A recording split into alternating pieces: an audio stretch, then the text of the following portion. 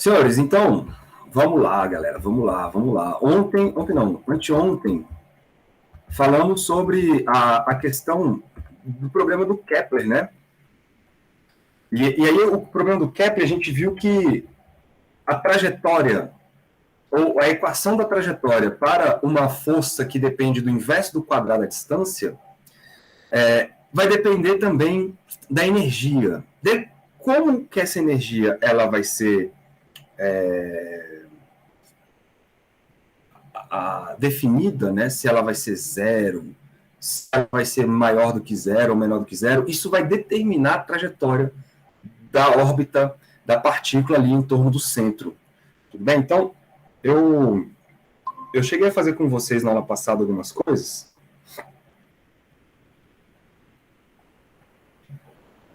Mas vamos aqui, eu quero voltar lá naquele Wolfram, rapidinho, só para vocês verem que eu não fiz todos os casos, eu acabei deixando para trás alguns casos importantes. Mas a ideia é o seguinte, cara, aqui o que nós temos? O tal do movimento planetário, né? Então,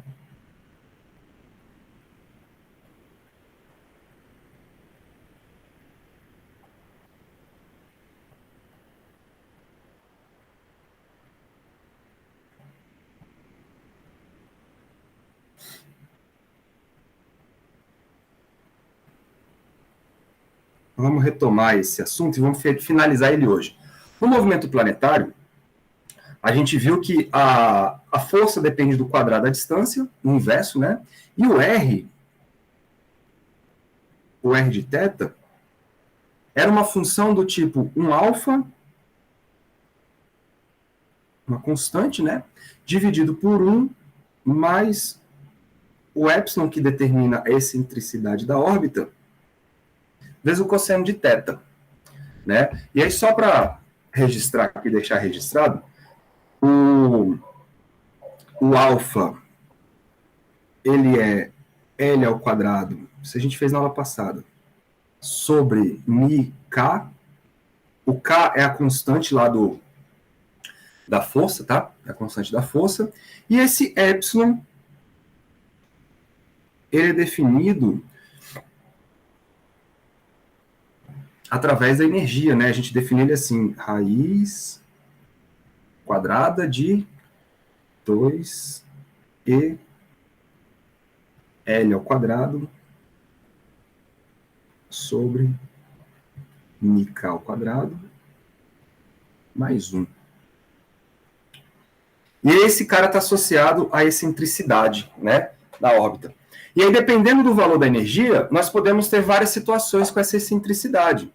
Então, deixa eu voltar aqui, ó.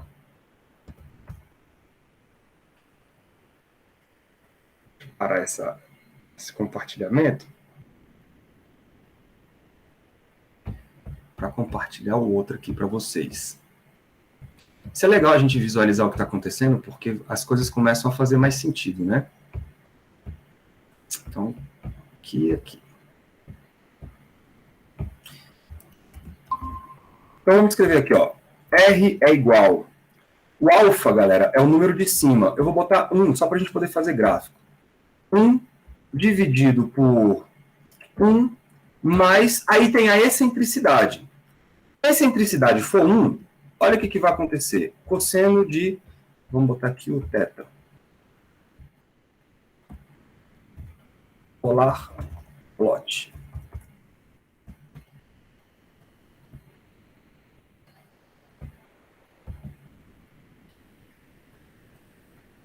Olha aí, apareceu uma parábola. Então, quando a excentricidade for 1, aparece uma parábola para a gente. Deixa eu só voltar aqui.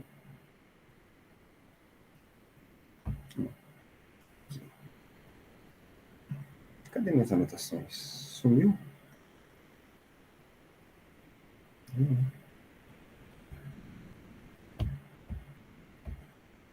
Então, quando a excentricidade for 1, aí a energia é 0, beleza? Nós vamos ter uma parábola acontecendo aí no nosso sistema. Vamos colocar agora uma excentricidade maior do que 1, vamos colocar um 2 aqui, ó. e vamos fazer um plot. Olha o que aconteceu. Nós temos hipérboles. Então, quando a excentricidade for maior do que 1, continua dando uma órbita aberta, só que agora a trajetória não é mais parabólica. A trajetória agora é uma hipérbole, e aí o sistema passa vai ter um ponto de afastamento, né, um ponto de aproximação máxima, e depois o bichinho vai embora e não volta nunca mais. Agora, se essa excentricidade for menor do que 1, que é o caso para o movimento planetário, então, por exemplo, 9 décimos, né, o 0,9, nós vamos ter a elipse. Olha que legal. E, obviamente, se você tiver essa excentricidade igual a 0, aí você vai ter o círculo, né? Você vai ter o círculo. Tudo bem? Então, são órbitas diferentes para cada valor de epsilon diferente. Que foi isso que a gente viu na aula passada.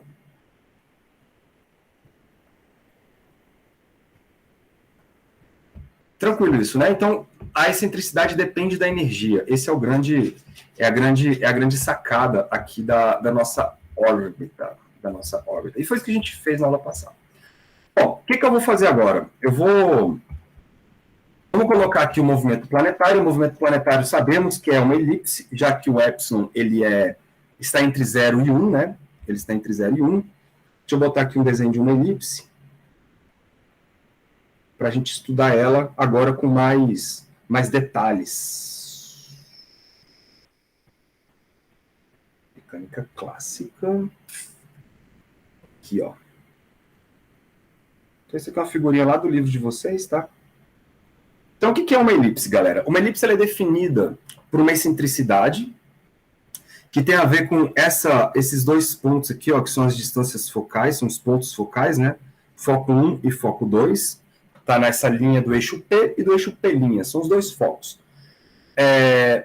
A excentricidade, ela entra aqui, ó, para determinar a distância do foco até o centro da elipse, beleza? O A vai ser o semi-eixo maior e o B é o semi-eixo menor. É assim que a gente define uma elipse. E lembrando que, se você pegar, por exemplo, uma cordinha, prender uma extremidade num foco, a outra extremidade no outro, e você aqui esticar essa cordinha com um lápis, quando você girar isso em torno dos dois centros, você tem a elipse. Beleza? O que isso quer dizer? Que a soma deste pedaço aqui, que se eu chamar de Y, com este pedaço aqui, se eu chamar de X, isso é sempre constante. Sempre constante. Tá bom? Isso não vai mudar nunca. Isso vai dar sempre o mesmo valor. Aí o que a gente faz? A gente define, então, o nosso planeta, o centro da órbita está aqui, beleza? Lembra que a gente definiu o ângulo igual a 0 associado ao R mínimo. Tá? Então, quando o planeta ou a órbita estiver aqui, ó, nesse ponto, nós vamos ter um θ igual a 0, e aí nós vamos ter aqui um raio mínimo acontecendo. Então, a gente escolhe, por definição, aqui como o centro do sistema, e aí eu posso colocar agora um vetor R. Vamos botar aqui um vetorzinho R. Vou até trocar de cor. Vou botar de aboba.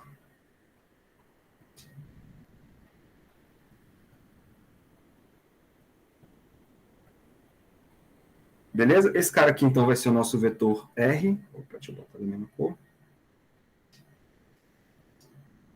Que define a posição do nosso planeta em torno desse centro. E o ângulo θ, claro, ele está associado a isso aqui, ó.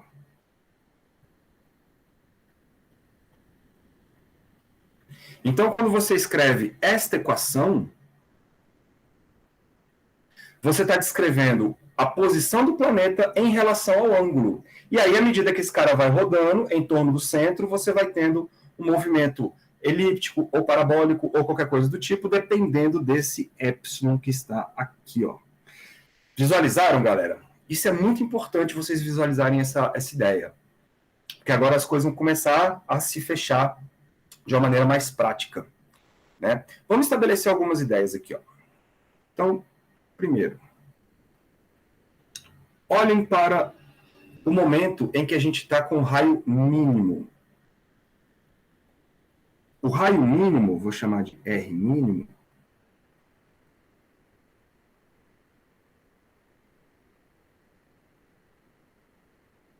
ele acontece quando o nosso ângulo é igual a zero, ou seja, quando θ é zero. Por definição, cara, você escolheu. Por definição. Então, se o θ for igual a zero, olha para a equação, vamos chamar isso aqui de equação 1.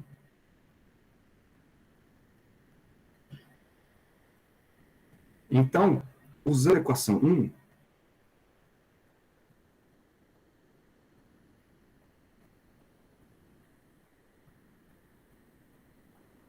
temos o seguinte. Substitui o zero lá. Quando a gente substituir o zero, o raio mínimo, ele vai ser igual a alfa, certo? Sobre 1 mais epsilon vezes o cosseno de zero. E o cosseno de zero é 1. Faz sentido? Se o cosseno de zero é 1, o raio mínimo é dado por essa expressão aí, ó, alfa sobre 1 mais epsilon. Porém, se você olhar para o desenho, quem é o raio mínimo? Eu vou fazer uns riscos aqui, depois eu apago, tá? Vou botar de verde para vocês verem. O raio mínimo é exatamente esse pedaço verde aqui, ó. Tá enxergando? Como é que eu defino, então, o tamanho desse raio mínimo? Ele nada mais é do que o semi-eixo maior A menos esse pedaço aqui. Vocês concordam comigo? Ó? Ou seja, o raio mínimo, R mínimo, ele também pode ser dado pelo desenho através do semi-eixo A menos esse pedaço que vai ser o produto do A vezes a excentricidade. Enxergaram? Ou seja, vou botar em evidência, fica A que multiplica 1 menos epsilon. Tudo bem, meu povo? Então, se a gente misturar as duas equações, fica assim, ó. Então, alfa sobre 1 menos o epsilon, isso vai ser igual a A que multiplica 1 menos epsilon. E aí, com isso, a gente consegue encontrar uma equação para o A. Quem é o A? O A é o semi-eixo maior da órbita. Esse cara é medido pela gente. A gente consegue medir isso. Né? Então, se você isolar o A aqui, ó, vai ficar A, que é o semi-eixo maior, vai ser o alfa, dividido por quem? 1 menos epsilon, que multiplica... aqui é um mais, né? Cadê? Desculpa, aqui é um mais, ó. 1 mais epsilon, que multiplica 1 menos epsilon. E a gente sabe o que é isso, né? Esse nada mais é do que o quadrado do primeiro menos o quadrado do segundo. Então, eu vou escrever aqui vou botar aqui em cima. O A, ele vai ser alfa sobre... Vamos trocar de cor? Deixa eu escrever, depois eu troco de cor, né? O quadrado do primeiro é 1, menos o quadrado do segundo, que é o epsilon. Então, deixa eu escrever assim.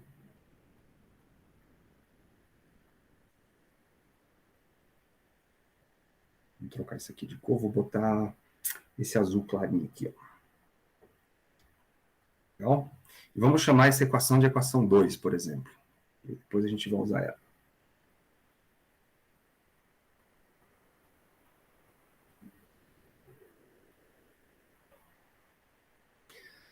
Agora, olha para o alfa.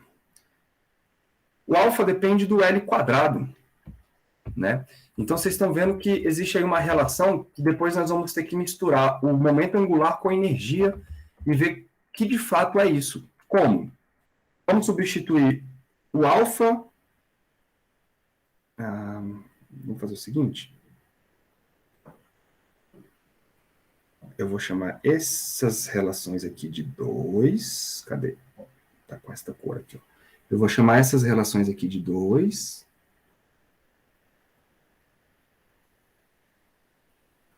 As duas juntas, vou chamar de 2. E vou chamar isso aqui de 3. Então, o que eu vou fazer, galera? Eu vou substituir o valor do alfa lá na equação 3 e o valor do epsilon lá na equação 3. Pode crer? Vamos ver o que vai acontecer? Então, substituindo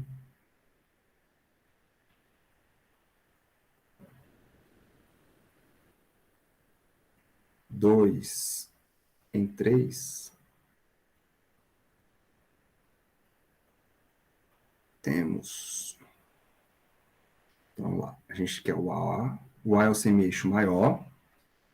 Deixa eu descer um pouquinho, porque vai ficar umas frações aqui, né? Então, vamos com calma. Quem é o alfa? O alfa está lá em cima. É L quadrado sobre μk. Então, eu vou colocar aqui, ó, L quadrado sobre o μ e o k.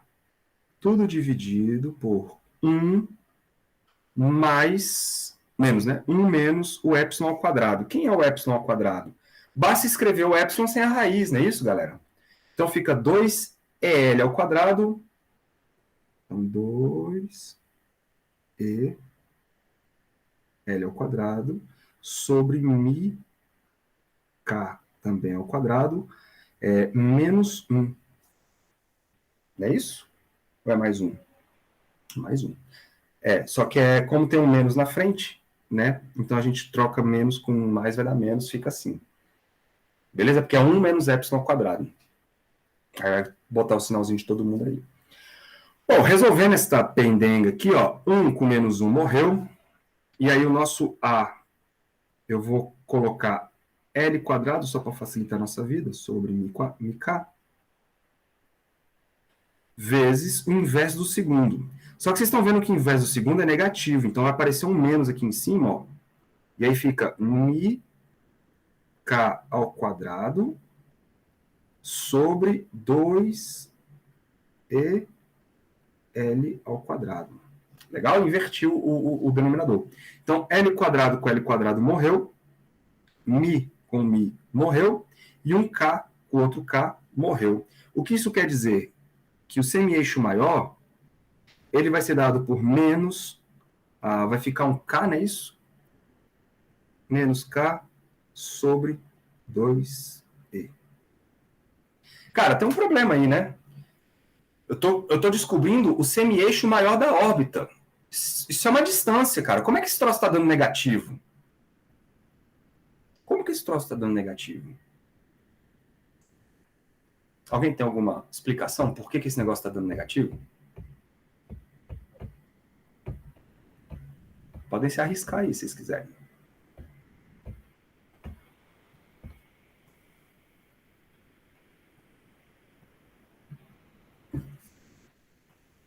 Como é que uma distância está dando negativo? Tem alguma coisa aí acontecendo. Quem é o K? O K é uma constante. No caso gravitacional é Gzão, Mzão e Mzinho. Esse troço é sempre positivo. Então o problema não está no K, o problema está na energia.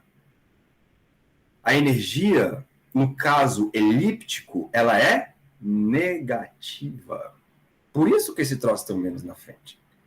Que a energia negativa, com o menos ali, dá o mais, e a gente tem, então, uma distância realmente física, né? Real. A gente escreve de uma maneira melhor, ao invés de escrever com esse sinal de menos aí, a gente escreve assim, ó, o semi-eixo maior A vai ser K sobre 2 vezes um módulo de E. E pronto, né? Que não tem problema. A gente sabe que a energia é negativa, mas a gente está pegando apenas o módulo dela. E aí resolve o nosso problema. Ou seja, galera, consequência, o semi-eixo maior da órbita, que tem a ver com a distância em relação ao centro da elipse, depende simplesmente da energia. Quanto maior a energia, menor esse semi-eixo. Não é isso? Então, vocês estão vendo que só depende da energia, essa distância da elipse da sua órbita. Vamos olhar agora para o outro lado? Vamos olhar para o raio máximo? Como é que foi a cor que eu usei lá em cima? Foi o roxinho, né? Então, vamos olhar para o raio máximo agora. Eu vou subir para ficar arrumadinho.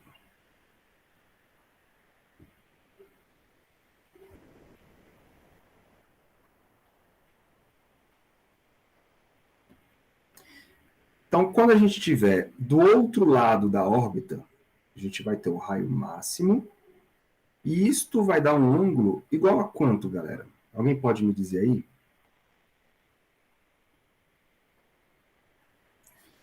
Nós agora vamos lá para o outro lado. Ó. Deixa eu apagar esses verdinhos aqui. Eu agora vou colocar o planeta localizado lá do outro lado, no que a gente chama de apocentro, o lado mais longe. Quanto que vale o ângulo θ nessa posição?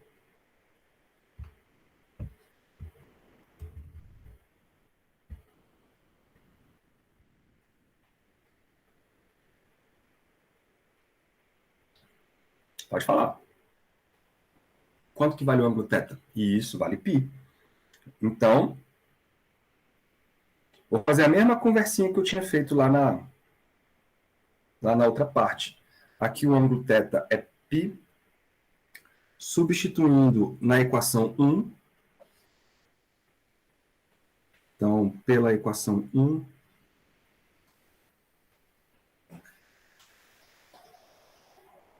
temos o seguinte. O raio máximo,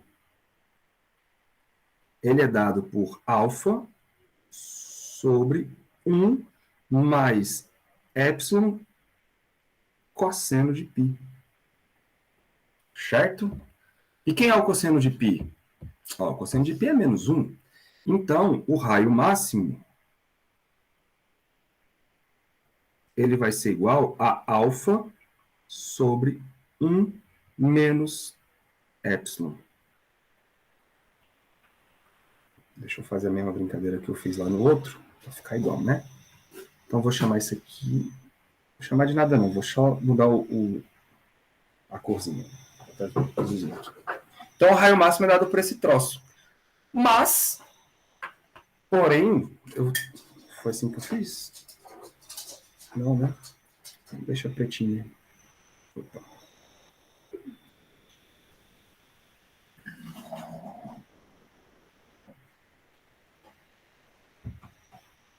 Deixa pretinho mesmo. Agora vamos olhar para a questão geométrica. Então, porém...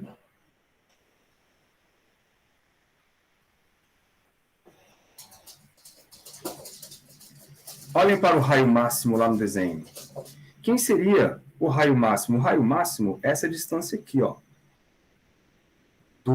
Do centro de órbita, não do centro da elipse, é o centro da órbita, até aqui. Isso aqui é o raio máximo. Quem é esse cara? Nada mais é do que esse pedaço aqui, ó, que é o A, não é isso? Que é o semi-eixo maior, mais A vezes epsilon. Concordam comigo? Todo mundo de acordo? Então, com isso, a gente consegue descobrir quem é o raio máximo. O raio máximo, então, ele é igual a A mais A vezes epsilon. A mais A vezes epsilon, que na verdade dá A que multiplica A mais 1.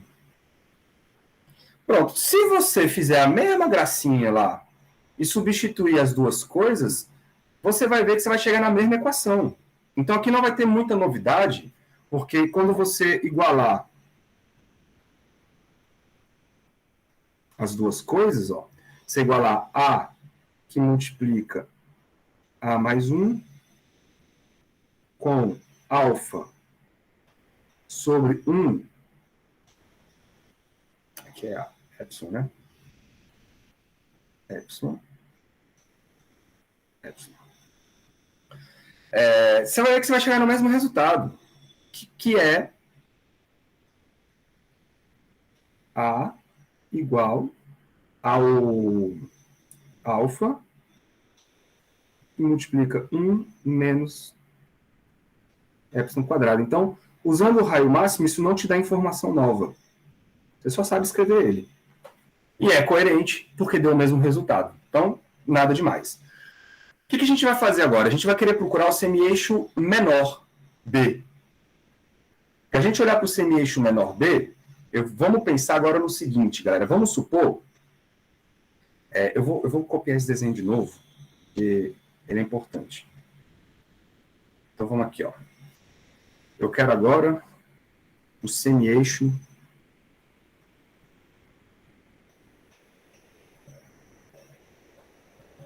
menor B. Vou botar o desenho de novo para a gente poder trabalhar com ele.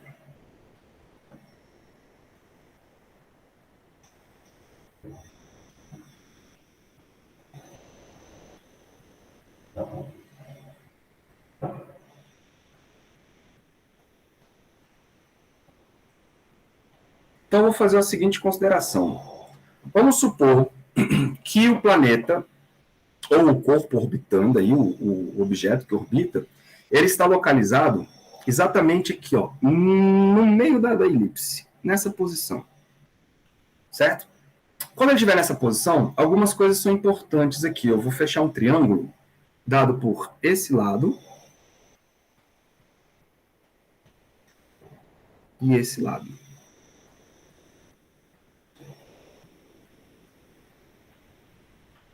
Estão vendo aí? Que ele não fez o meu círculo. Pronto. Esse lado e esse lado. E aí eu posso fechar aqui um triângulo, né, retângulo, porque aqui eu tenho um ângulo de 90 graus localizado bem aqui. Quem são esses lados? Ora, a hipotenusa é o R, que é a distância do centro da órbita até o corpo. Um dos catetos é B. E o outro cateto é A vezes A excentricidade. Então a gente pode usar o teorema do titio Pitágoras aí. Ou seja, R ao quadrado vai ser igual a B ao quadrado mais A ao quadrado, epsilon ao quadrado. Tudo bem? Legal. Só que aí existe uma outra forma de ver as coisas. Por que uma outra forma de ver as coisas? Eu posso agora me valer de uma propriedade que é aquela que eu falei para vocês, da elipse. Se eu travo duas extremidades de um cordão nos dois focos e travo a minha caneta lá, na ponta desse cordão, e quando eu giro, essa distância ela não muda. Então eu posso me valer dessa propriedade para achar uma relação entre o B e o A. Desculpa, entre o B entre o B e o A, mas na verdade usando esse raio aí. Porque olha só, eu vou botar outra cor aqui, só para vocês enxergarem. Vamos travar uma extremidade, né? Uma extremidade de uma corda aqui e a outra extremidade está travada aqui. Quando o meu planeta estiver nesta posição,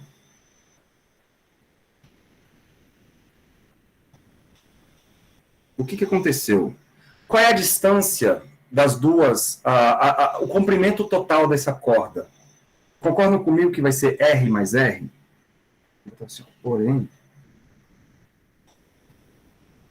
R mais R é o comprimento total, então eu vou ter 2R. Isso tem que ser igual à soma em qualquer outro ponto.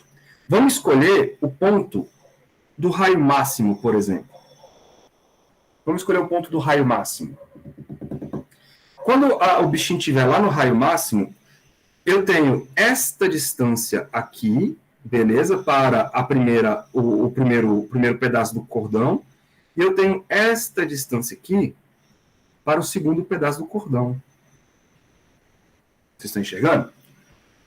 Esse primeiro pedaço aqui, ó, a gente sabe quem é. Ele é o A menos A epsilon. Beleza? E esse outro pedaço grandão aqui, ele é o A mais a epsilon. E se eu somar os dois, tem que dar o mesmo que era antes. Então, vamos somar os dois, vai ficar... Tudo bem, galera, aí? Vocês estão entendendo o que eu estou falando?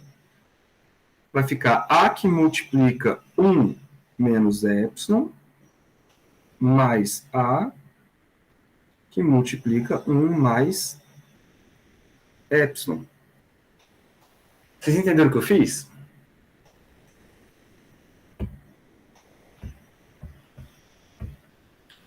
Pode seguir?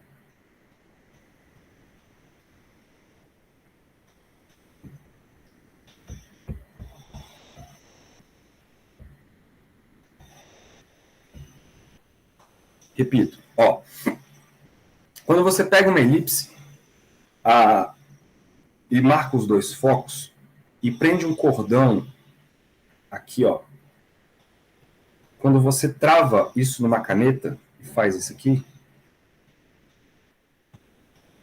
qualquer ponto dessa elipse, a soma dos dois pedaços do cordão é igual, x ou y. Eu escolhi dois pontos. Eu escolhi esse ponto aqui da órbita. Nesse ponto, qual é o tamanho dos dois cordões? R mais R. Legal? Então, esse R mais R vai dar 2R. Aí eu vou escolher um segundo ponto. Poderia escolher qualquer outro. Mas eu vou escolher um segundo ponto aqui, por quê? Porque eu conheço as distâncias. Então, qual é a distância do cordão, do primeiro cordão, que é até o primeiro foco aqui, ó, esse foco? Essa distância vai ser o semi-eixo maior A menos a excentricidade, né? Menos a excentricidade, é o que sobra para esse pedacinho de cá. O segundo cordão, ele vai ser a distância do outro foco até essa posição aqui. E o que é isso? É o semi-eixo A mais a excentricidade. Então, se eu somo o cordão pequeno mais o cordão grande, nessa posição aqui, tem que ser igual a soma do cordão pequeno mais o cordão grande quando você pegar o outro ponto lá em cima. Capite?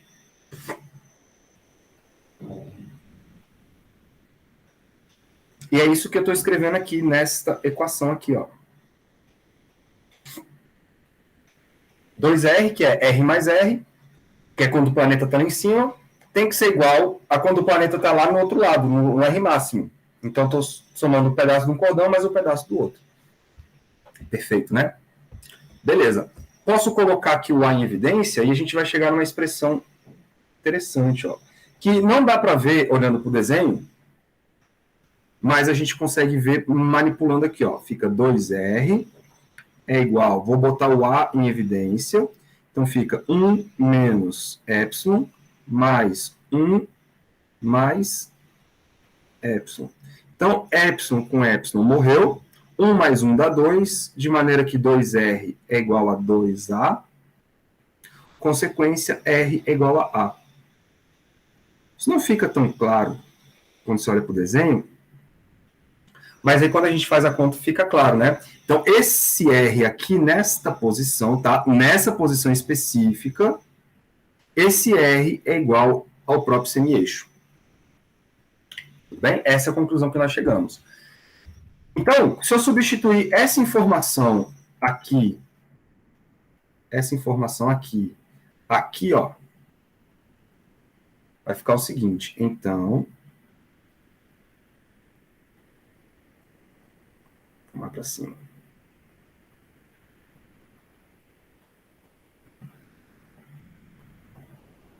Então, no lugar do R, eu ponho A. Então, ficamos assim, galera, ó. A ao quadrado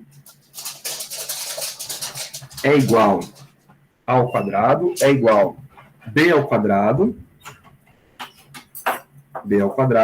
mais A ao quadrado vezes epsilon ao quadrado. Né, neném? Passeou, foi, cara. Pronto. Beleza. Daqui a gente tira, então, o seguinte. Vocês estão vendo que agora eu consigo relacionar só grandezas da elipse, eu tenho uma equação que relaciona o A, o B e o epsilon. O A, o B e o epsilon. Então, vamos juntar os termos que tem o A para um lado só, e aí fica assim, ó, B ao quadrado é igual a A ao quadrado menos A ao quadrado epsilon quadrado. Se você isolar o A, vai ter A ao quadrado, que multiplica 1 menos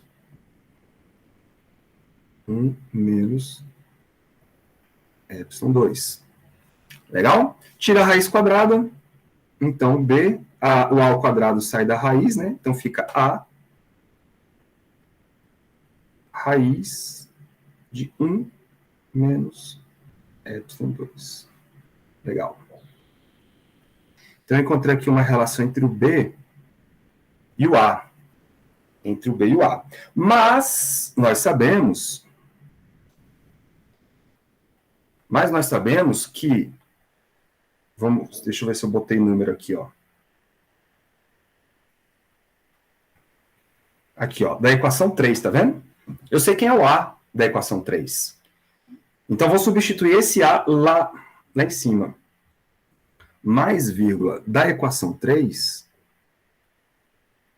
Vamos fazer assim, ó, substituindo a equação 3, melhor, né? Então, substituindo. Isso aqui é importante para vocês poderem depois acompanhar os passos, né? Substituindo a equação 3. Vai ficar assim, B é igual. Primeiro, né? Da equação 3.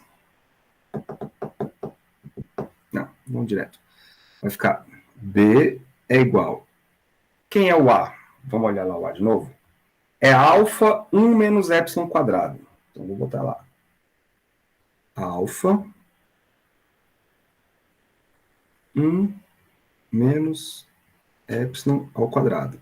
Vezes a raiz de 1 menos epsilon quadrado. Olha que legal. Então, eu tenho a mesma base aí, né? O que acontece quando você divide a raiz de um número pelo próprio número? Isso é como se fosse A elevado a meio sobre A, né? Então, isso aqui é a mesma coisa que 1 sobre A elevado a meio. Você conserva a base e subtrai os expoentes. Não é isso? Ou seja, isso aqui é 1 sobre a raiz de A. Então, o que vai sobrar aqui no nosso B é igual a B é igual a alfa sobre a raiz de 1 menos epsilon 2. Trunks? Posso simplificar aí esses dois termos aí. Bom, agora o que a gente vai fazer? Vai substituir a relação que possui o alfa e o epsilon, que é lá naquela equação 2. Substituindo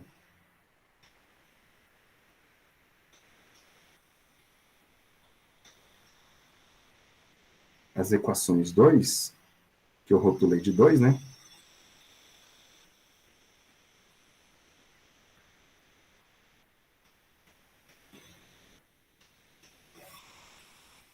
Temos o seguinte, quem são as equações 2? Elas estão bem aqui em cima, ó.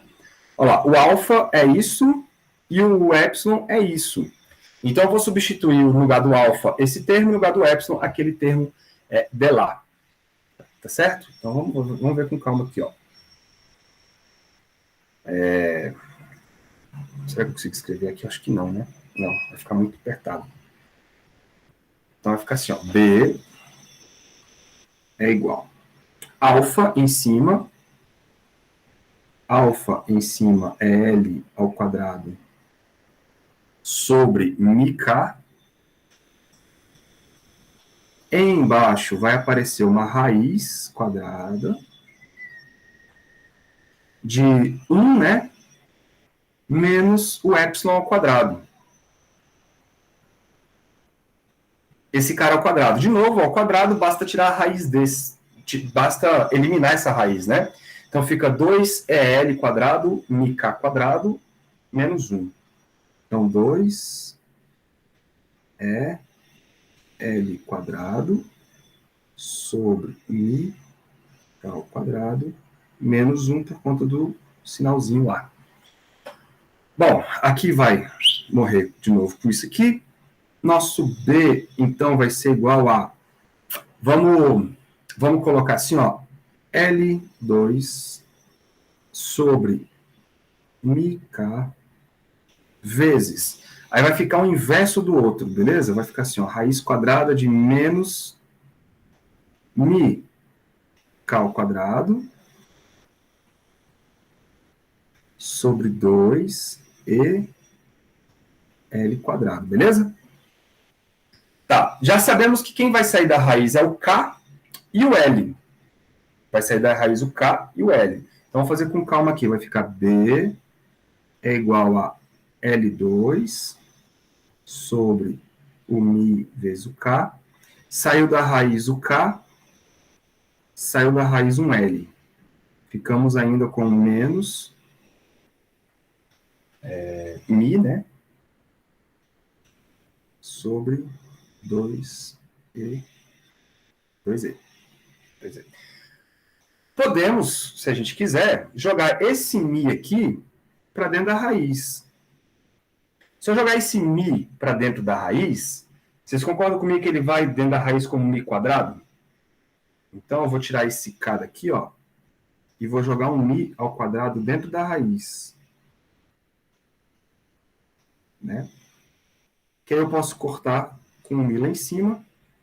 E aí, de novo, apareceu um menos aí dentro da raiz, eu posso trocar esse menos, né, botando o módulo da energia, e a gente escreve agora o B da seguinte maneira. O B, que é o semi-eixo menor, K com K morreu, vai ficar L sobre a raiz de 2μ módulo de E.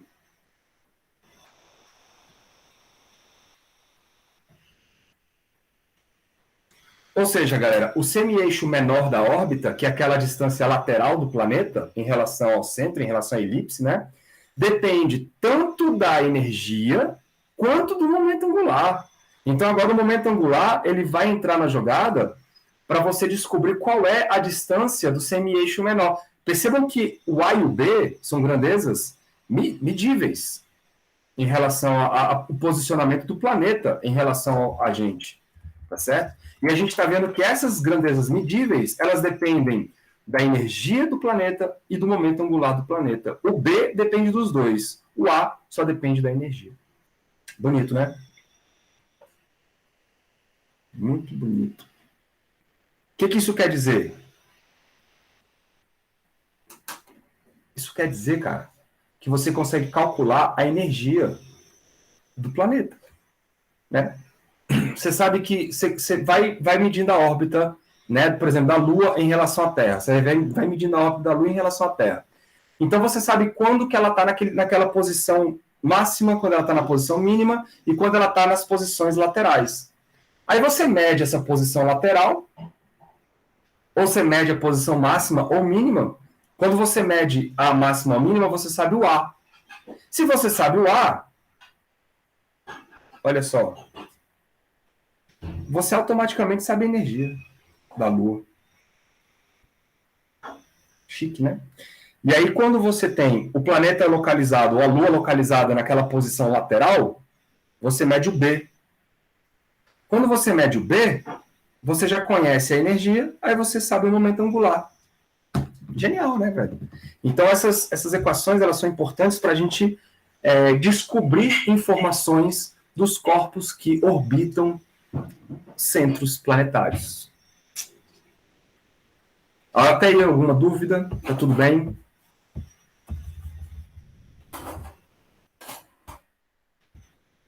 Muito bonito, né? Então tá bom. Então vamos de fato agora trabalhar com as leis de Kepler que vocês já ouviram falar em algum momento.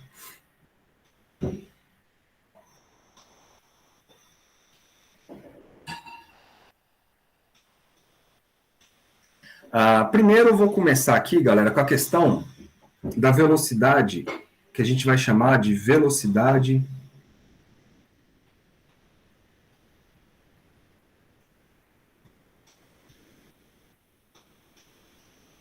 é a velocidade com que a área varia, beleza? Isso a gente chama de velocidade vetorial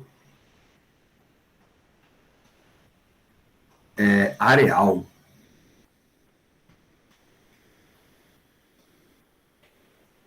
O que é isso? Nada mais é do que a taxa de variação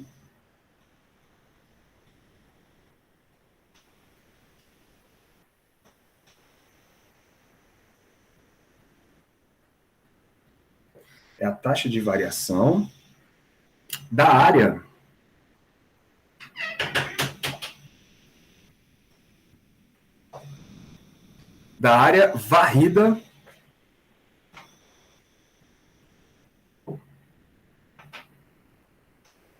varrida pelo vetor posição. Por isso que é chamado de velocidade vetorial areal. É a taxa de variação da área varrida pelo vetor posição. Eu vou escrever assim, ó, pelo raio que une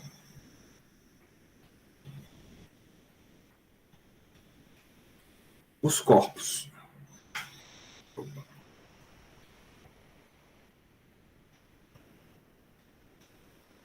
Os corpos.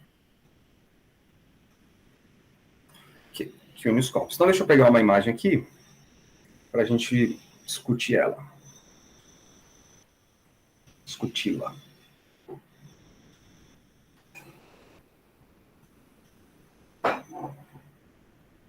Cadê você, Chuchu? Tá aqui.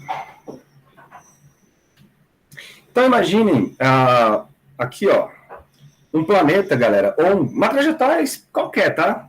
Uma trajetória qualquer. Aqui é a definição de velocidade vetorial areal. Imagina que a posição 1 é definida pelo raio no tempo 1 e a posição 2 é definida num raio no tempo 2. Beleza? Infinitesimalmente falando, o deslocamento angular é dado por um deteta. Legal? A gente está pensando num intervalo de tempo dt. Como a gente está pensando no intervalo de tempo dt, que é infinitesimal, a gente aproxima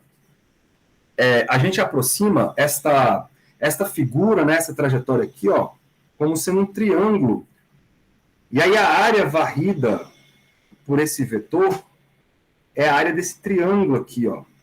Né? Assim como lá no cálculo quando vocês vão calcular a área infinitesimal de uma figura qualquer, vocês aproximam isso aqui por um retângulo, né? Aí você calcula a área infinitesimal. Aqui é a mesma coisa. Você vai calcular a área formada pelo deslocamento desse troço numa trajetória, e isso vai ser aproximadamente um triângulo. Então, esse elemento de área dA é a área desse triângulo infinitesimal que surgiu aí por conta da variação das posições. Tudo bem, galera? E isto, área do triângulo, nós sabemos, né? É a base vezes a altura dividido por 2. A base, então fica 1 meio, né? 1 meio da base, que é R, vezes a altura. A altura, galera, é esse cateto aqui. E como é que a gente define esse cateto? A gente sabe que o pedaço da circunferência, a gente sabe que é o produto do raio vezes o ângulo, não é isso? É o raio vezes o ângulo. Então, isso aqui a gente está aproximando com uma reta porque a gente está pegando uma variação infinitesimal. Então, fica R de θ.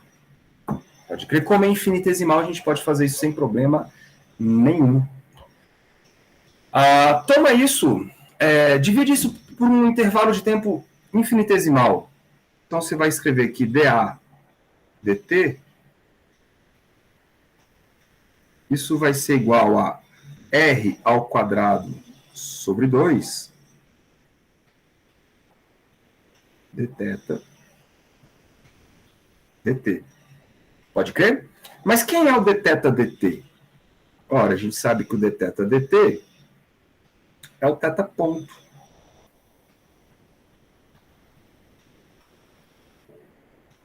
E para o movimento planetário, nós sabemos que o θ ponto, ele nada mais é do que o momento angular dividido por 2 μ R2. Substitui esse troço lá, vai ficar assim, ó. dA dt é igual a, no lugar do, vai ficar R quadrado sobre 2 vezes o θ ponto. O θ ponto é L sobre... Tem esse 2 aí mesmo? Não, tem esse 2 aqui não, né? Só μr ao quadrado. Então, μr ao quadrado. Pronto, olha que legal, galera. R com R foi embora. Isso quer dizer que a taxa de variação da área varrida pelo vetor posição é igual a L sobre 2 μ. Bicho, isso aqui é importantíssimo. Por quê? Porque o L é uma constante de movimento. Lembram disso? O L não muda. E o μ é outra constante, porque é a massa reduzida. A massa não muda. Então a gente está dizendo que a taxa de variação da área em relação ao tempo é uma constante. Lembra da segunda lei de Kepler que diz que áreas iguais correspondem a tempos iguais? Pois é. Isto é a segunda lei de Kepler, só que escrita de uma forma, né, mais rebuscada. Essa é a segunda lei de Kepler. Né? Isso leva àquela ideia do seguinte. Deixa eu ver se eu consigo fazer aqui, ó. Faz uma elipse aí, cara, faz. Ó, que beleza, velho. Eu adoro tecnologia. Então, bicho, imagina o seguinte. Aqui está o centro. Aqui está o centro. Quando o seu planeta ele sai da posição 1, aqui eu vou chamar de posição 1, para a posição 2, o vetor posição, ele varre uma área aí. Eu vou pintar esse pedacinho aqui, ó, de roxo. Vamos chamar isso aqui de área 1, pode crer? Área 1.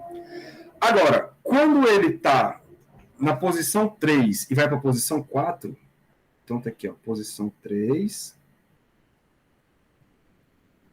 posição 4, ele vai varrer uma outra área que eu vou chamar de área 2.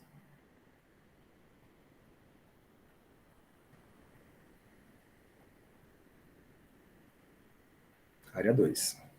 E aí, o que a segunda lei de Kepler está dizendo? Está dizendo que se a área 1 for igual à área 2, isso quer dizer que o intervalo de tempo levado pelo planeta para fazer a trajetória de 1 até 2 vai ser o mesmo tempo que ele leva para fazer a trajetória de 3 até 4.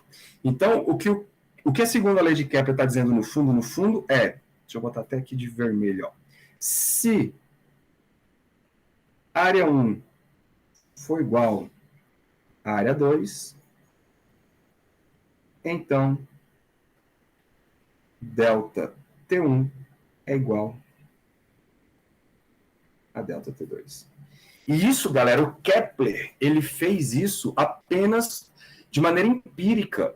Ele pegou os dados lá do Tycho Brahe, remoeu sobre aquilo, cara, passou anos e anos fazendo conta com aquilo, e ele conseguiu ver que a área varrida...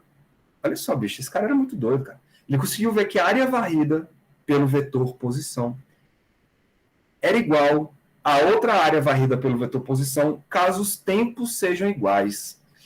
Tu imagina, o cara para descobrir isso sem nenhuma teoria, apenas olhando para dados coletados, isso é muito genial. Óbvio que ele demorou muito tempo para chegar a essa conclusão. E ele não sabia o porquê disso. Mas ele sabia que era assim. Agora a gente entende o porquê. Agora a gente tem uma teoria matemática robusta que mostra por que é assim. Né? Isso é muito legal. Isso faz, obviamente, se você tiver um pouco de sensibilidade aqui, ó, você consegue ver que esta distância aqui, ela é maior do que essa distância aqui, né? Só que se os tempos são os mesmos, isso quer dizer que as velocidades são diferentes. Então, o planeta ele está mais rápido quando ele está nesta primeira parte do que quando ele está na outra parte de lá. Então, o planeta se move mais rápido quando ele está mais perto do centro de órbita, né? Não do centro da elipse. Então, isso quer dizer que quando ele faz o movimento de afastamento, ele desacelera, beleza? É um movimento desacelerado ou retardado. E quando o planeta se aproxima, ele acelera de novo. Porque quando ele fica perto, ele fica mais rápido. Olha o tanto de informação que isso tem, cara. Então, vou chamar isso aqui de segunda lei de Kepler.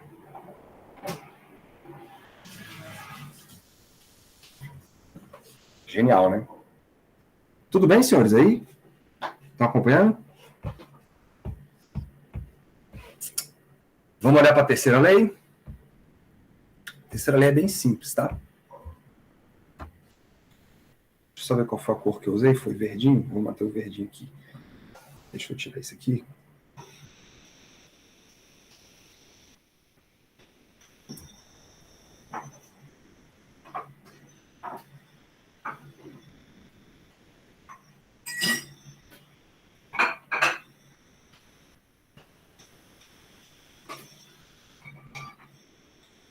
Segunda lei do senhor Kepler.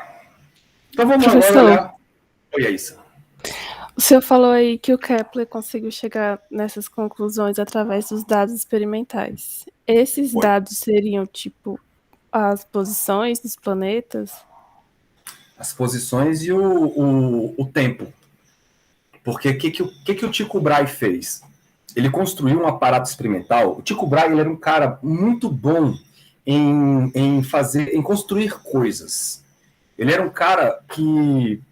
Ele era um inventor. Né? Então ele tinha, cara, uma habilidade em construir coisinhas absurda. Então ele construiu um aparato que ele conseguia, dentro desse aparato, ele conseguia apontar para o objeto lá no céu e marcar a posição dele. Aí marcava a posição e a hora que estava naquela posição. E eu olhava assim, pô, Marte está nessa posição, anotava a posição, nesse tempo, nesse horário. Beleza. Aí marcava a posição do que ele via. Aí passava mais, sei lá, 1 hora, 2 horas, aí marcava, opa, agora está ali, nessa posição, nesse horário. Eu passava a noite inteira fazendo isso. No outro dia, de novo. No outro dia, de novo. Bicho, ele passou uns 15, 16 anos fazendo isso. Então você imagina a quantidade de dado que o Tycho Brahe tinha. E ele era muito bom, porque quando você compara as medições do Tycho Brahe com as medições feitas hoje, a diferença é muito pouco, cara. A diferença é muito baixa. Para os métodos dele, era muito preciso. E então ele tinha uma infinidade de números acumulados que ele não sabia o que fazer com aquilo. Ele não era matemático. Ele não tinha ideia do que fazer com aquilo. Por isso que o Kepler ficou louco. Quando ele soube que existiam esses dados guardados, essas informações, ele queria se debruçar sobre aquilo. E aí, então foram 2 caras geniais que participaram da história. O primeiro coletando dados, né, ao longo dos anos, e o segundo fazendo contas em cima desses dados, analisando esses dados. E, velho, ele fez conta de tudo quanto era tipo de jeito. Tudo quanto era tipo de jeito, para chegar no que a gente chama hoje de leis de Kepler. Ele teve muito trabalho.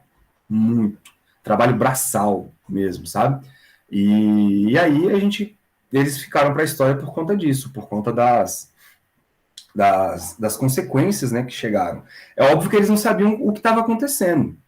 porque eles não sabiam da matemática por trás, até porque o Newton ainda não tinha divulgado a gravitação universal.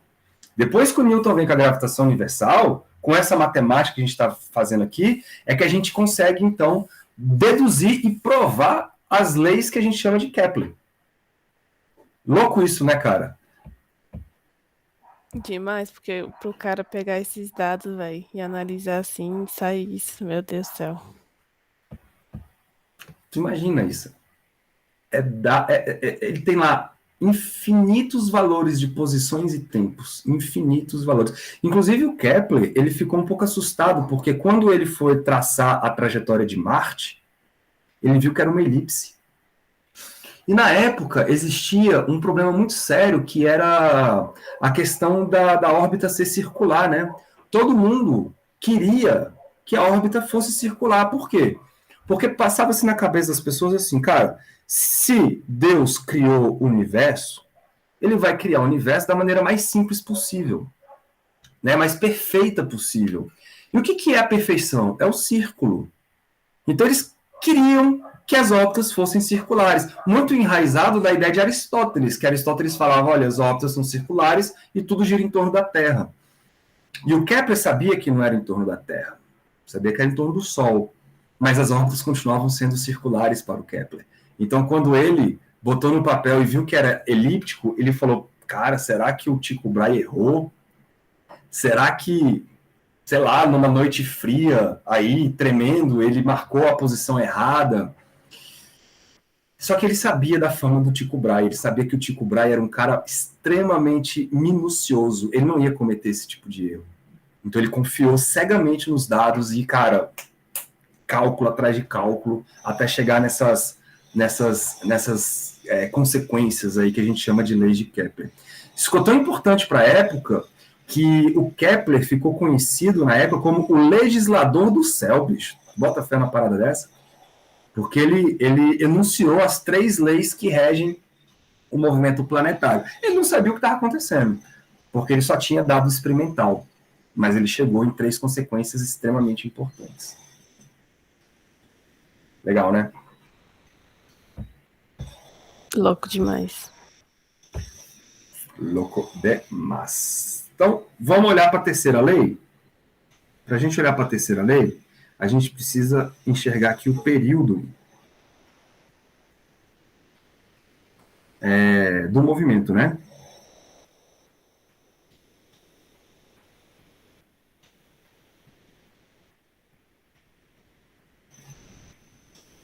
E aí o período do movimento, a gente sabe o que ele é, ele nada mais é do que um intervalo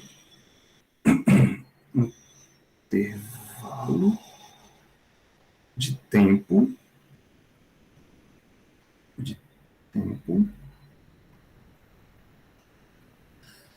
para completar a órbita, né?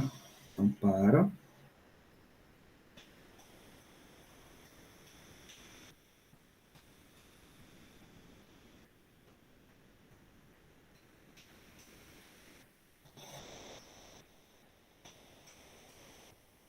completar a órbita. E como é que a gente, então, monta isso? Simples. Vamos pegar a equação lá da segunda lei de Kepler. A segunda lei de Kepler diz o seguinte, cara, ó, dA dt, ela vai ser igual, então, ao L sobre 2μ, né, que é uma constante. Se você jogar o dt para cá, você escreve, então, dA é igual a L sobre 2μ dt. E faz o quê? Integration. Então, você integra o dA, ou seja, você vai ter a área toda, né? Você vai, claro, de 0 até a área completa da elipse, e aí você integra o tempo, L sobre 2μ, você vai integrar de 0 até o período que eu vou chamar de T, T maiúsculo, dt. Em outras palavras, a área total da elipse corresponde a L sobre 2μ vezes o período, vezes o tempo, é o período. Então, daqui a gente escreve que o período é igual a 2μ a sobre L. Tá. Mas quem é a área da elipse? Se você for olhar lá na matemática, a área do círculo é πr ao quadrado, né? Mas a área da elipse, então vou botar aqui, ó, porém, sabemos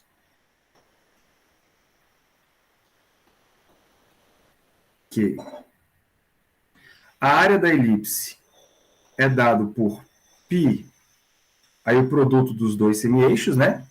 Ao invés de πr ao quadrado, é π vezes a vezes b. Além disso, quem é o a e quem é o b? O a, vou botar aqui, ó. Lá da equação para trás, em alguma delas, eu vou repetir aqui, é alfa sobre 1 menos epsilon ao quadrado. Legal? E quem é o b? O b é alfa sobre a raiz de 1 menos epsilon ao quadrado. Legal? Vamos tentar escrever a área apenas em função do alfa? Como que a gente faz isso? Se você olhar para esta equação aqui, ó, tira a raiz quadrada dos dois lados dela. Se você tirar a raiz quadrada dos dois lados dela e isolar a raiz, vê se vocês concordam, ó, 1 menos epsilon ao quadrado, isso vai ser igual a raiz quadrada de alfa sobre A, tudo bem? Enxergaram aí o que eu fiz? O que eu vou fazer agora? Eu vou substituir esta raiz aqui dentro, ó. Opa.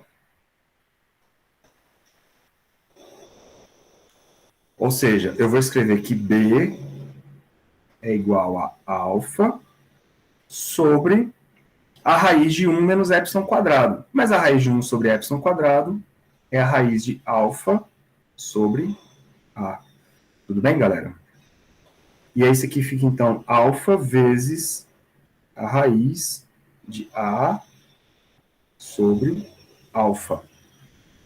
Legal? Quando você, então, cancelar alfa com a raiz de alfa, o B vai ser escrito como a raiz de A vezes alfa. Então, a gente escreveu o B em função do A, né, e em função do alfa. Voltando para a área, então, bicho, é complicado dar aula de física com esses cachorros aqui, porque um cachorro se chama Planck. Aí, quando eu estou dando aula de quântica, eu tenho que falar Planck e o cachorro me olha, como se estivesse falando com ele. Aí, a outra cachorra se chama Arya, lá daquele personagem do Game of Thrones. Aí eu falo Arya aqui, aí a bichinha fica me olhando, aí eles acham que eu estou conversando com eles. Complicado, né? Então, a área, olha aí, isso vai ser igual a π vezes A vezes B. E quem é o B? Raiz de A vezes alfa. Pronto, coloquei a área em função apenas do semi-eixo maior. Por quê? Porque o semi-eixo maior eu conheço, né? Eu conheço esse negócio. Vamos escrever isso aqui em termos de expoentes. Vai ficar assim, ó. π vezes. Galera, raiz de A é A elevado a meio. Com o A do lado de fora, vai dar a raiz, vai dar A elevado a 3 meios, tudo bem? Tem o meio do A e o 1 do A do lado de fora. O alfa, ele fica elevado somente a meio, porque tem a raiz ali, né, do alfa. Beleza? Por que isso? Porque eu vou substituir esta área lá no nosso período, tá? Vou substituir aqui, ó. Eu já nem sei mais quais são as numerações. 3, paramos na 3, né? Então, vou chamar esse aqui de 4. Então, esse aqui de 4. Substituindo em 4,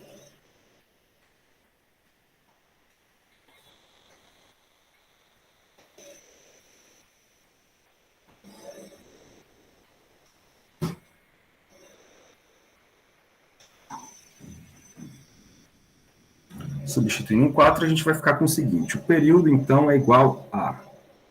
Vamos olhar lá? 2μ sobre L. Então, já vou botar aqui, ó. 2μ sobre L vezes a área. Olha lá. E a área está aqui, ó. Π A elevado a 3 meios, alfa elevado a meio. Então, π A elevado a 3 meios, alfa elevado a meio. O que eu vou fazer? Eu vou tirar essa raiz aí, eliminar essas raízes que aparecem, elevando todo mundo ao quadrado. Bom, quando a gente levar todo mundo ao quadrado, vai ficar assim, ó.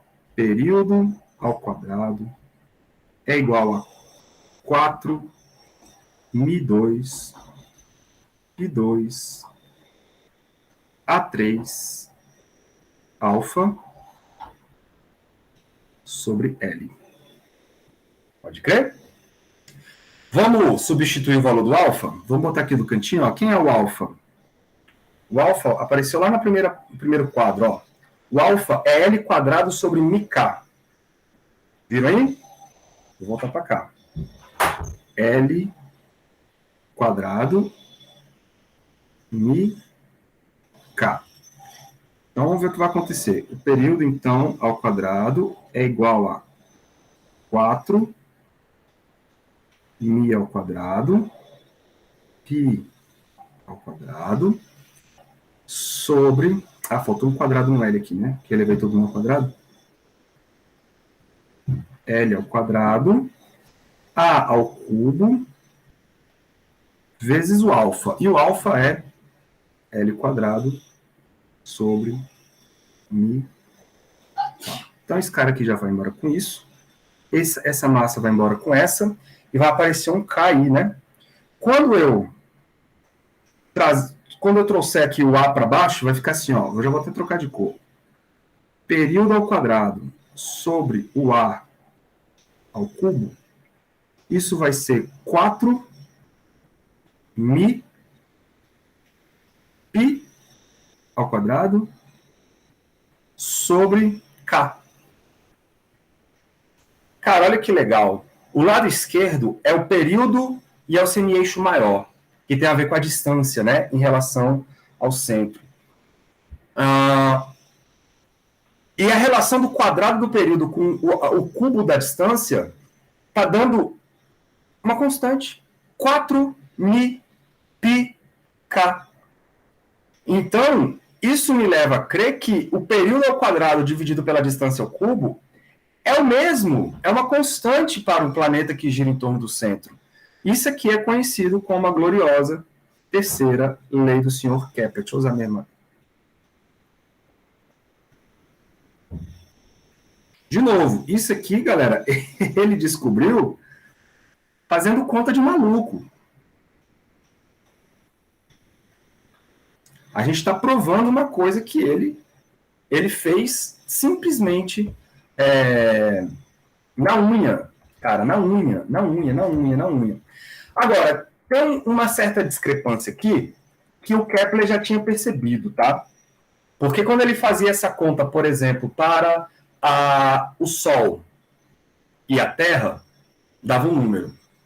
Quando ele fazia para o Sol e Marte, dava quase o mesmo número, mas tinha um errinho. Parecia ser apenas um erro experimental. Quando você faz para Terra, Sol e Júpiter, o erro ficava um pouco mais grosseiro. Então, na época, o Kepler não levava em consideração esses erros. Para ele era erro instrumental. Só que hoje, com a teoria robusta, né, a gente sabe que esse erro não é experimental. Esse erro é por conta do seguinte. Olha só que doido, cara. Quando você pega a força gravitacional,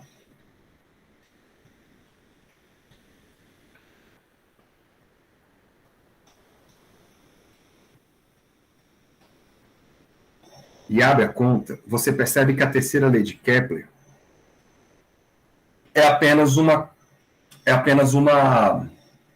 aproximação. Por quê? Porque a força gravitacional ela é dada pela equação de Newton, né? Por menos Gzão M1 M2 sobre a distância ao quadrado. Então isso quer dizer que o K que aparece nas nossas equações aqui todas é Gzão M1 M2. Legal?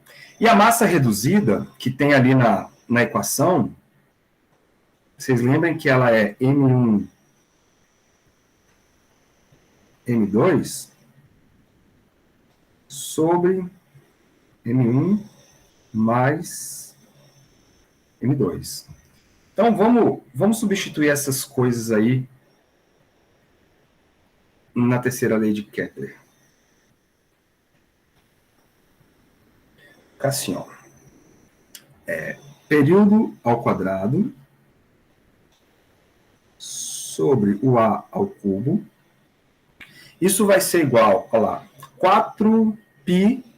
Faltou um π aqui, né, velho? Não, tá lá. Então, 4π, deixa eu botar assim, 4π ao quadrado sobre o K não, deixa eu botar o K depois. Então, vamos assim, 4π ao quadrado sobre o K, e o K é Gzão M1 M2, vezes a massa reduzida. E a massa reduzida é M1 M2 sobre M1 mais M2. Certo? Então, ó,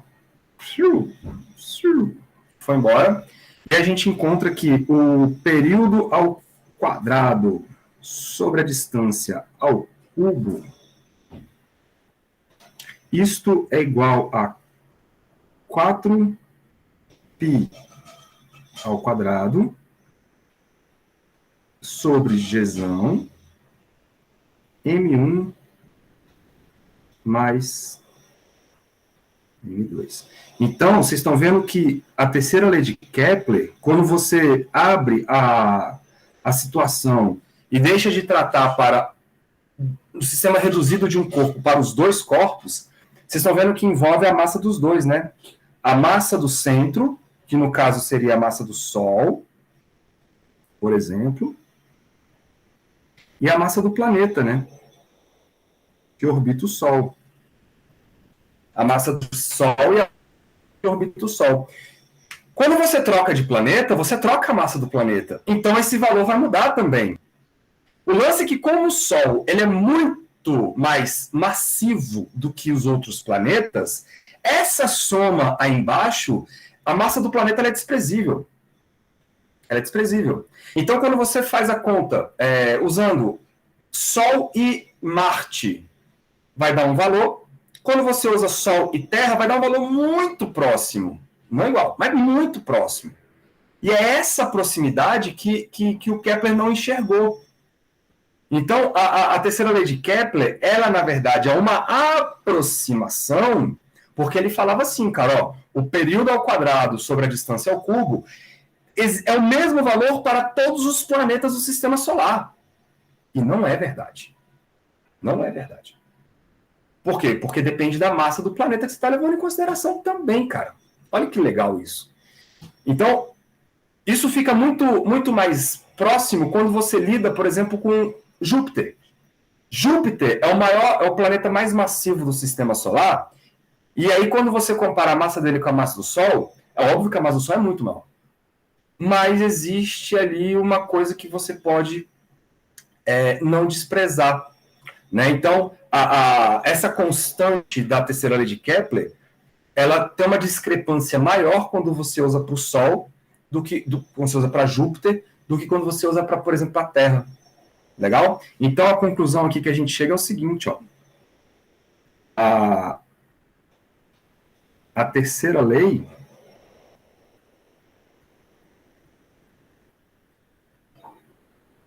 de Kepler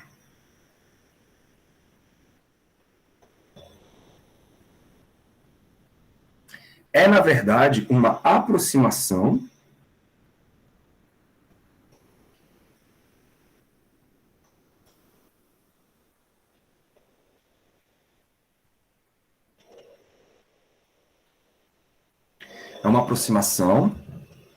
para casos em que a massa do centro, ou seja, do Sol, né, é muito maior do que a massa do planeta que orbita. E aí você tem a terceira lei de Kepler sendo igual para todos os planetas, né? Percebam que a terceira lei de Kepler, galera, ela só se aplica para sistemas que orbitam o mesmo centro, né? Então, o período, por exemplo, da Terra sobre a distância da Terra ao cubo em relação ao Sol é aproximadamente igual ao período de Júpiter ao quadrado sobre a distância de Júpiter em relação ao Sol ao cubo, que é igual para Saturno, que é igual para Mercúrio, enfim. Isso tudo por quê? Porque todos os planetas orbitam o Sol. Se você muda o centro de lugar, tudo muda, cara. Se você muda, por exemplo, para a Terra como centro, você não pode usar essa ideia para a comparação entre Júpiter e a Lua. Por quê? Porque Júpiter gira em torno do Sol e a Lua gira em torno da Terra. São centros diferentes. Então você não vai usar a terceira lei de Kepler para isso, não tem nada a ver. A terceira lei de Kepler é usada para objetos que orbitam o mesmo centro. E mesmo assim ela é uma aproximação quando a massa do centro é muito maior do que a massa do corpo que orbita. Vocês estão vendo aí que não é exatamente igual para todo mundo, né? Porque depende da massa do planeta que você está escolhendo lá para fazer a sua conta. Lindo demais?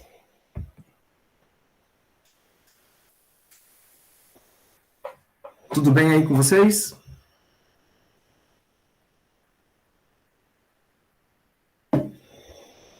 Legal. Galerinha, vocês têm uma missão, cara. Esse final de semana, eu quero que vocês abram essas contas, tá? Abram essas contas, todas que eu fiz. Façam alguns exercícios, se possível. Tem exercícios que são bons de fazer, não são difíceis. Se vocês quiserem, depois eu jogo lá no grupo, os exercícios mais tranquilos de fazer. Tem exercícios bem complicados mesmo, mas tem uns que são mais de boa. Tentem fazer. Hoje, então, eu vou finalizar esse capítulo hoje, tá? O capítulo da Força Central. Semana que vem, a gente já começa o capítulo 9. Tá? A gente está chegando aí na reta final do curso. Então, não deixa acumular para o fim do curso, não, para quando vocês tiverem a prova, para ter que fazer tudo nas pressas, correndo, cara. Isso é infernal. Esse final do curso ele é muito bonito. Então, tentem aproveitar ao máximo esse final do curso, porque vocês vão ver coisas bem legais. A gente vai, na próxima aula, falar de dinâmica de sistemas de partículas, tá? E depois a gente vai falar de uma parada muito legal, que é o estudo das leis de Newton em referenciais não inerciais. É muito divertido. Então, tentem aproveitar esse finalzinho aí, não deixe as coisas acumular, porque senão fica muito estressante e acaba que não fica interessante, não fica legal. Beleza? Deixa eu parar a gravação aqui, esqueci até que estava gravando. Foi.